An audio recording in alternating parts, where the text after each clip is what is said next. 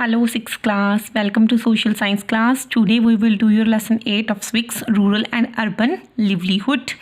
Okay, in this chapter you will learn about the types of occupation, rural livelihood and urban livelihood. Firstly, what is livelihood? Livelihood क्या है? राज्य कोई भी काम है जो अपनी ज़रूरतों को पूरा करने के लिए हम करते हैं, जैसे कि फूड, वाटर और शेल्टर, क्लोथिंग के लिए, उसको हम बोलते हैं लाइवलीहुड. ठीक है, based on the density of population. Work कैसे कहाँ पे डिपेंड करता है आपकी रोज़ाना कहाँ पे वहाँ कितनी पॉपुलेशन है, कितनी डेवलपमेंट वाले एरिया में रह रहे हो, कितनी आपके पास एजुकेशन है, इनकी चीज़ों के ऊपर इंसान की क्या करती है लाइवलीहुड डिपेंड करता है. जो ह्यूमन सेटलमेंट है उसको 2 कैटेगरीज में डिवाइड किया जाता है, एक अर्बन और एक रूरल. अर्बन क्या होता है? शहरी. रूरल क्या होता है? गाँव वाली. People in urban and rural areas follow different types of occupations. कहते हैं जो शहर में रहते हैं वो लोग अलग ऑक्यूपेशंस करते हैं, जो गाँव में रहते हैं वो अलग ऑक्यूपेशंस करते हैं. नाउ टाइप्स ऑफ ऑक्यूपेशंस, जो ऑक्यूपेशंस की टाइप कितनी है, तो सबसे पहले हम करेंगे occupations are categorized as primary, secondary and tertiary. Occupations की मीन 3 टाइप्स हैं, प्राइमरी, सेकेंडरी और टर्टायरी. प्राइमरी ऑक्यूपेशंस क्या होता है? सबसे पहले जो काम आप करती हो उसको, जो चीज़ आपको नेचुरल रिसोर्सेज से ऑब्टेन होती है उसको तो बोलते हैं प्राइमरी ऑक्यूपेशन.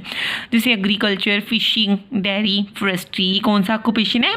Primary occupation. जब हम अपनी चीज़ें किसी नेचुरल रिसोर्सेज से ऑब्टेन करते हैं. सेकेंडरी ऑक्यूपेशन क्या होता है? जब रॉ मटेरियल को, ठीक है, प्रोसेस में डाला जाता है कि भी उसका सामान बने, चाहे हैंड से चाहे मशीन से, उसको बोलती है सेकेंडरी ऑक्यूपेशन. जैसे अब वुड है, ठीक है ना, पेपर मिल और ऑब्टेनिंग पेपर है ना, प्रोसेसिंग ऑफ वुड. कहते हैं जो वुड की प्रोसेसिंग हो रही है, ठीक है, पेपर बनने में, तो वो क्या है? सेकेंडरी ऑक्यूपेशन है.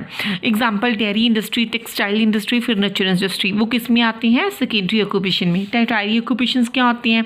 जैसे कहते हैं in tertiary occupation are like the other 2 type of occupations. कहते हैं दूसरे ऑक्यूपेशंस की तरह इसमें कहते हैं सर्विसेज ऑफर की जाती हैं. Example teacher, railway, banking, lawyer, doctor, ये सारे क्या है? टर्टायरी ऑक्यूपेशंस के अंदर आते हैं. अब है रूरल लाइवलीहुड. रूरल लाइवलीहुड क्या है? कहते हैं हम जानते हैं ना, India is an agriculture country. Bharat क्या है? कृषि प्रधान देश है. तो जो ज़्यादातर लोग हैं 70% के नियर अबाउट लोग कहाँ पे रहते हैं? विलेजेस के अंदर ही रहते हैं. तो एग्रीकल्चर के अलावा fishing, weaving, animal husbandry, dairy produce, handicrafts, उनके मेन ऑक्यूपेशंस है विलेजेस के. तो the people who are involved in agriculture are known as farmers. कहते हैं जो लोग एग्रीकल्चर में इन्वॉल्व होते हैं उसको हम फार्मर्स बोलते हैं. फार्मर्स 3 टाइप्स के होते हैं. एक तो होते हैं लैंडलॉर्ड, जिनके पास अपनी बहुत सारी ज़मीन होती है. स्मॉल फार्मर्स, जिनके पास स्मॉल प्लॉट्स ऑफ लैंड्स होते हैं. और लैंडलेस क्या होते हैं? जिनके पास अपनी ज़मीन होती ही नहीं है.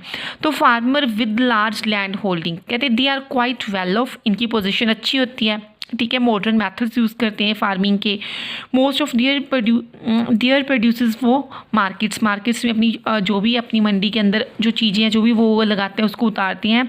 ये इनके उसमें वर्कर्स काम करते हैं, लेबरर्स खेतों के अंदर. और ये अपनी लैंड से किसानों को किराए पे भी दे सकते हैं, यानी कि ठेके पर दे सकते हैं. स्मॉल फार्मर्स होते हैं, इनके पास मतलब कि थोड़ी सी ज़मीन होती है, 1 एकड़ तक ज़मीन होती है. तो ये अपनी क्या करते हैं, अपने खेत में से तो अपनी ज़रूरतों को पूरा नहीं कर पाते. इसीलिए क्या होता है, ये कि ज़मीन को किराए पे ले लेते हैं. उसको किराएदार किसान कहते हैं. टेनेंट को क्या करते हैं, और ऑक्यूपेशंस भी करते हैं जिंदा रहने के लिए. लैंडलेस फार्मर्स क्या आते हैं? जो दूसरों की, जिनके पास अपनी ज़मीन होती नहीं है, ये दूसरी के लोगों की लैंड के ऊपर वर्क करती हैं और अपना वेतन कमाती हैं. सारा साल तो उनको इससे सोर्स ऑफ इनकम नहीं मिलता. ये क्या होता है? बहुत ज़्यादा पुअर होते हैं. इसीलिए इनको काम की तलाश में, ठीक है जी, एक जगह से दूसरी जगह पर जाना पड़ता है. They migrate to other places during particular seasons. कहते हैं अलग अलग सीजन्स में अलग अलग जगहों पर जाते हैं. फार्मिंग के अलावा fishing, weaving, animal husbandry, dairy produce, fishing, cottage industry, handicrafts, ये इंडियन विलेजेस के ऑक्यूपेशंस है. जो ट्रेडर्स होते हैं अर्बन एरियाज, ठीक है जी, वो इनका फुल एडवांटेज लेते हैं. जैसे craftsman, weavers sector of the villages, they pay them a much amount for their work. इनको कम अमाउंट देते हैं इनके काम की, जिसके कारण लोगों की कंडीशन पुअर रहती है. Hence they want to try their luck in towns, लेकिन वो अपनी लक को आजमाने के लिए टाउन्स में जाना चाहते हैं. The moving of villages to town, इसीलिए जो विलेजर्स के लोगों का शहरों में शिफ्ट होना, इसको क्या कहते हैं? हम माइग्रेशन कहते हैं. The government has taken many steps to improve the economic condition of the villagers. Government क्या है, काफ़ी स्टेप्स उठा रही है किसके लिए? विलेजर्स की सिचुएशन को सुधार करने के लिए. Cottage industries are thus promoted to be set up in villages. क्या किया जा रहा है? कॉटेज इंडस्ट्रीज भी प्रमोट की जा रही हैं विलेजेस के अंदर.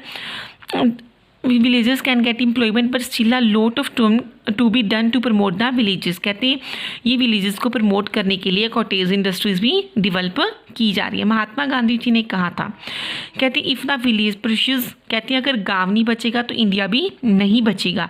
तो इसीलिए कहते हैं ज़रूरी है इंडियन विलेजेस को हम क्या कर सकें, इंडियन विलेजर्स के गांव को डेवलप करें, लोगों को सहूलतें दें डेवलपमेंट की।